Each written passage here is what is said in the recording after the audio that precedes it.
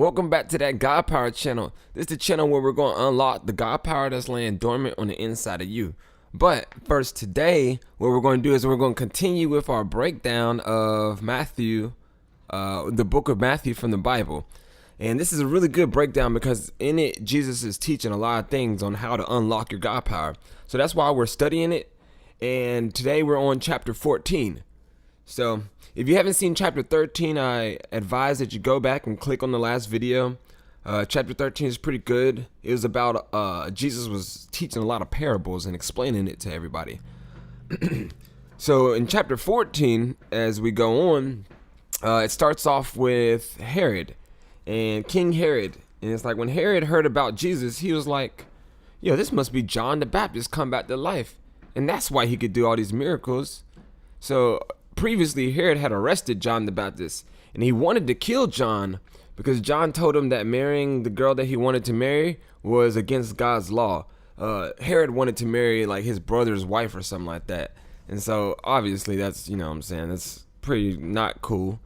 So Herod was mad and he wanted to kill John because of that reason. The only reason why he didn't kill him is because the people believed that John was a prophet. And he wanted to keep him alive for the people's sake. Because he was still the king, you know what I'm saying? So he had politics to play into. So at a birthday party for King Herod, the woman he wanted to marry, her daughter, she did a dance that pleased King Herod. And he loved it. He loved it a lot.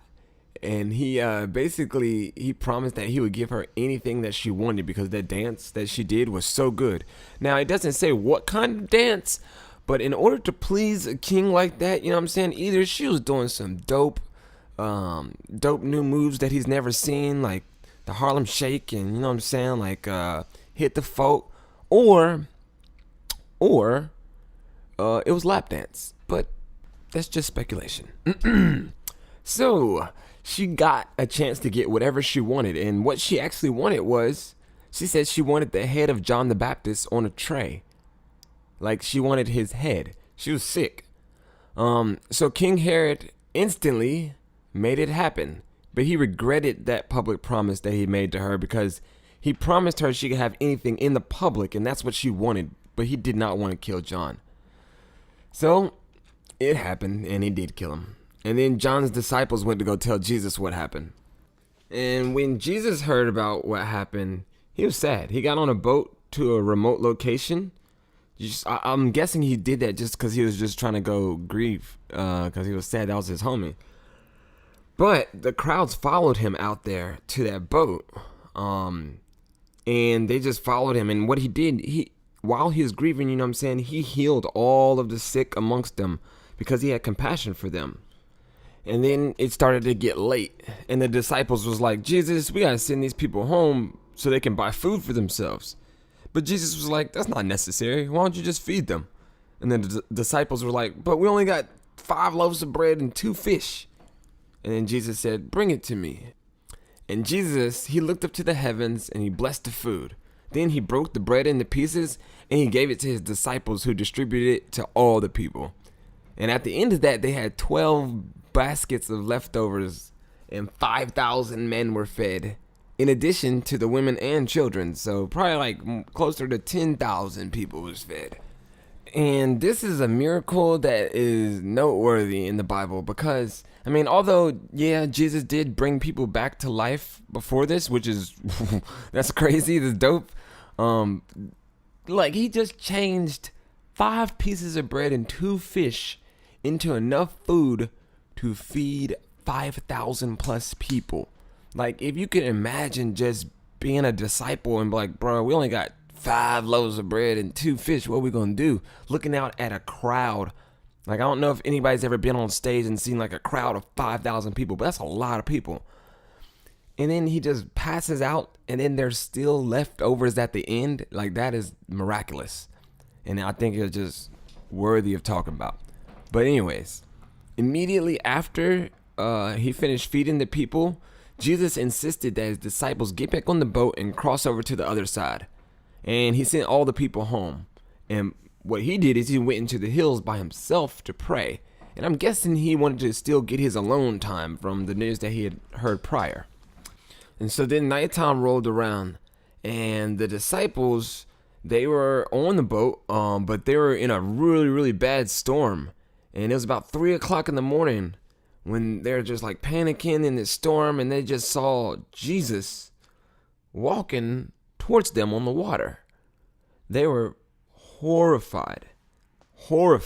Like they were like, yo, this is a ghost or something like that. They literally, in the Bible, they thought it was a ghost, which I thought was pretty cool, because if you want to go and take the word of the Bible as truth, then that means that ghosts really exist. And I mean, it's right here.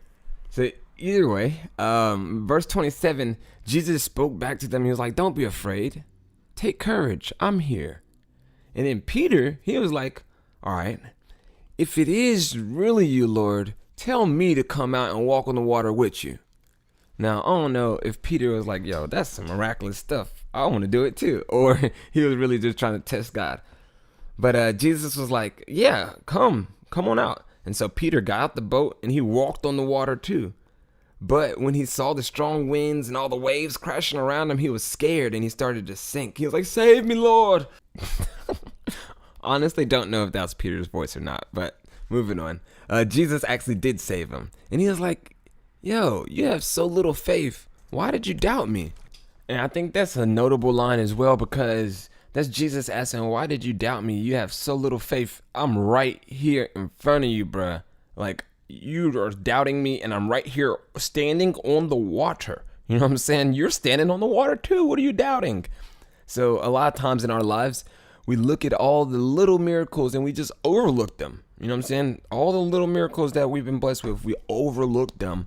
And then we still lack the faith that it requires to bring more miracles. You feel me? So I would advise everybody to open up your eyes and count all your blessings. You know what I'm saying? Recognize the miracles of your life, because if you do, then you will be able to overcome doubt a little bit easier, according to this passage. But going on, when Jesus got back onto the boat, all the disciples worshiped him. It was like, yo, you really are the Son of God. And I don't know how in the world they didn't know that before. Like, he was literally raising people from the dead, making people's crippled arms turn into regular arms, making deaf people hear, blind people see, like in front of them. And him walking on the water is the one thing that made them like, yo, you really are the Son of God.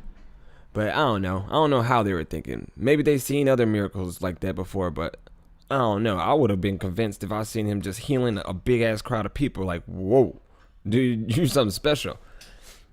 But in verse 34, when they got back across the lake, a big group of people recognized Jesus, and the word spread so quickly.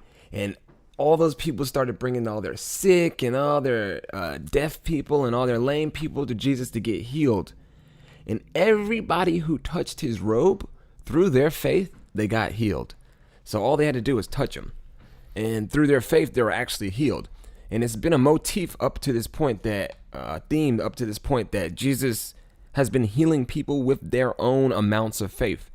And if you apply that to your life now, in order for you to access and use the God power, you have to have faith. And faith is the thing by which all the miracles can be done.